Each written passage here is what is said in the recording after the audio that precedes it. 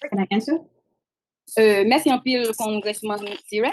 Et nous pensons que effectivement, question journée aujourd'hui, qui a soulevé là, c'est des questions qui sont très importantes.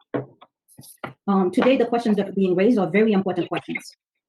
Premièrement, il faut que nous disions que c'est le régime PHTK qui a décidé unilatéralement pour remobiliser l'armée.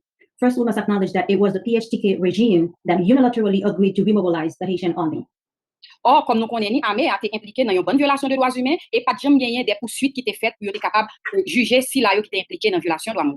We also know the former Haitian army was involved in grave human rights violations. There was nothing done to hold those accountable against the crime committed against the Haitian population.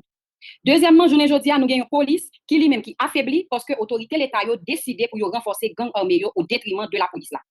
Today, we have a weakened police force because the government has decided to support armed gangs within the country instead of providing resources to the Haitian police.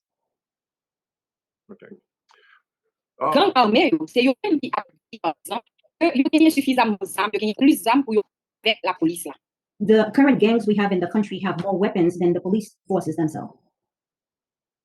Other ambassador White, can you tell me if other ambassadors? Et c'est même Jean-Toul, elle a parlé de questions qui ont rapport avec mandat.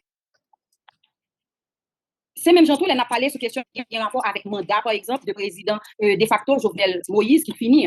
Et je ne dis à l'éclair, c'est Constitution qui dit que le mandat finit. Et même calcul qui a été utilisé pour te dire que le mandat sénateur est fini, c'est le même calcul ça que la société a utilisé pour dire que le mandat finit. Today, when we are talking about the mandate of former President Jovenel Moïse, he used the Constitution to say that the mandate of the Parliament ended. Today, the Haitian population is using the same calculation to say that his mandate has ended. All right. Ambassador White, can you just speak to the question of have other ambassadors spoken up about what is going on in Haiti? Ambassador White?